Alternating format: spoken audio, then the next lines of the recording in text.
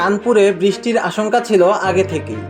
সেই আশঙ্কাকে সত্যি করে প্রথম দিনের ৩৫ ওভারের খেলা হওয়ার পর, অর্থাৎ প্রথম সেশন শেষ করে দ্বিতীয় সেশনের খেলা শুরু হওয়ার কিছুক্ষণের মধ্যেই নামে গুড়ি গুড়ি বৃষ্টি।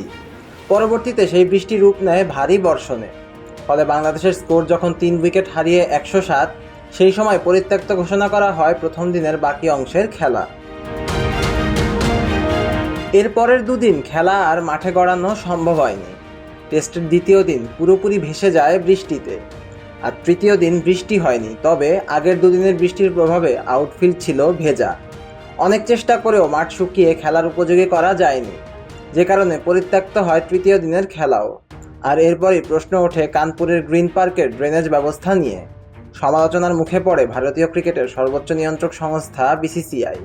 তবে এবারে এই বিষয়ে নিজেদের অবস্থান জানালেন বিসিসিআইয়ের সহসভাপতি রাজীব শুক্লা। প্রতিকূল আবহাওয়ার আভাস থাকা সত্ত্বেও কেন এই মাঠে টেস্ট আয়োজন করা হলো, এমন প্রশ্নের জবাবে রাজীব পরিষ্কার বলেছেন, স্থায়ী টেস্ট সেন্টার হিসেবেই কানপুরে আয়োজন করা হয়েছে এই টেস্ট ম্যাচ। ইতিহাসে এর আগে কানপুরে কোনো টেস্ট পরিত্যক্ত হয়নি, সেটিও নিশ্চিত করেছেন তিনি। রাজীব শুক্লা বলেন, এই মাঠ ৮০ বছরের পুরনো, ঐতিহাসিক একটা মাঠ।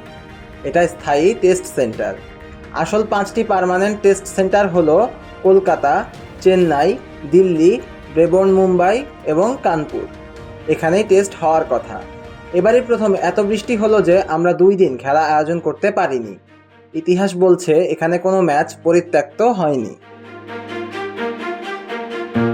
বৃষ্টির কারণে খেলা পরিত্যক্ত হওয়ার বিষয়টি নিয়ে সমালোচনা না করার আহ্বান জানিয়েছেন রাজীব শুক্লা। তিনি বলেন, বিশ্বের অনেক জায়গাতেই বৃষ্টির কারণে খেলা পরিত্যক্ত হয়। এখানে যে ২ দিন খেলা হয়নি, আমার মনে হয় না এটা নিয়ে এত সমালোচনার কিছু আছে।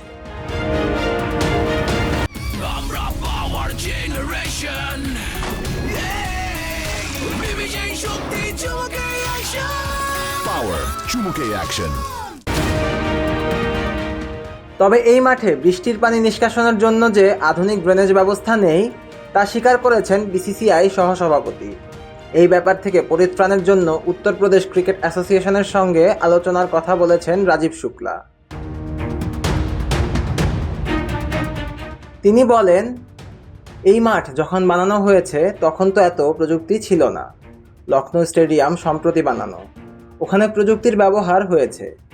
বানারসিতে যে স্টেডিয়াম হচ্ছে সেখানে হাইটেক মডার্ন টেকনোলজি আছে, যেটা দ্রুত পানি নিষ্কাশন করতে পারে। এখানেও আমরা এমন করার পরিকল্পনা করছি। কর্তৃপক্ষের সাথে কথা বলেছি কিভাবে করা যায়, যাতে দ্রুত পানি শুষে নেবে। ড্রেনেজ ব্যবস্থার এমন নাজুক অবস্থা জানা সত্ত্বেও বৃষ্টির এই মৌসুমে অন্যান্য ভেন্যু বাদ দিয়ে কেন কানপুরে টেস্ট আয়োজন, এমন প্রশ্নের জবাবে রাজীব বলেন, বিশ্বের মধ্যে সবচেয়ে বেশি ভেন্যু ভারতে রয়েছে। আমাদের অন্যান্য ভেন্যুকেও সুযোগ দিতে হবে। এখন দেখার বিষয় সমস্যা সমাধানে কি কি পদক্ষেপ নেয় BCCI. Siam Talukdar, on field.